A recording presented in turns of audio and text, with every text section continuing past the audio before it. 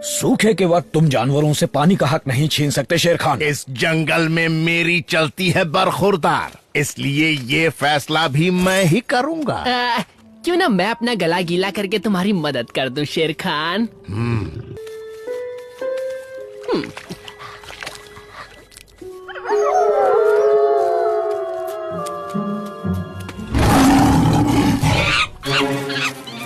ये तो नाइंसाफी है शेर खान, ये सब करके आखिर तुम्हें मिलेगा क्या? चाहता तो बहुत कुछ हूँ, पर अगर तुम्हें पानी ही पीना है तो कीमत चुका दो।